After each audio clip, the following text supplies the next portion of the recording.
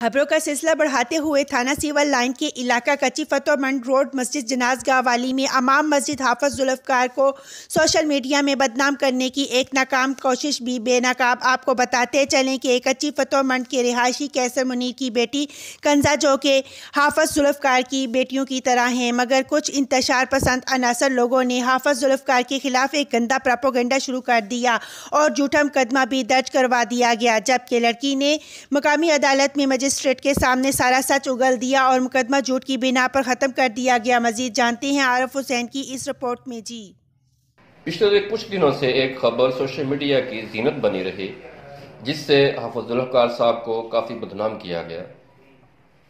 दोस्तों, इसी के मतलब कुछ हकायक आपके सामने लाना चाहता हूँ। दोस्तों, एक लड़की जो हाफिज साहब को अपना बाप और मुर्शद मानती थी, दोस्तों मसलक से इख्तलाफ रखने वाले कुछ फिरका परस्त लोगों ने इस मुकद्दस रिश्ते को मट्टी में मिला दिया और हाफिज साहब और इस बच्ची पर गंदे इल्जामात लगाए गए और हाफिज साहब पे झूठा मुकदमा भी दर्ज करवाया गया।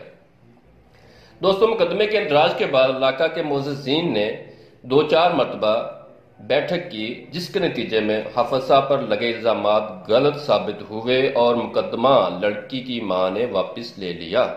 जब इंतहा पसंद लोगों की दाल ना गली तो उन्होंने लड़की की मां को दोबारा वर्गलाया, हाफिज साहब पर दोबारा मुकदमा दर्ज करवाने की नसीहत कर दी। मुकदमे की कार्रवाई चलती रही। लड़की ने भी बयान दिए कि मैंने अपनी मर्जी से अली नामी शख्स से निकाह किया था और मेरी मां ने लोगों की बातों में आकर हाफिज साहब पर गलत इल्जामात लगाए।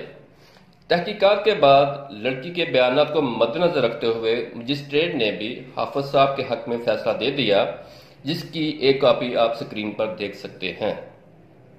इन सारी बातों से हटकर दोस्तों, मेरा एक ये सवाल है सिर्फ उन अकीदतमंद हजरात से जो इस तरह के इल्जामात सुनकर हाफिज साहब की मुखालफत पर उतर आए और बगैर तहकीक के दूसरे इंसानों को भी हाफिज साहब से बदजन करने लगे।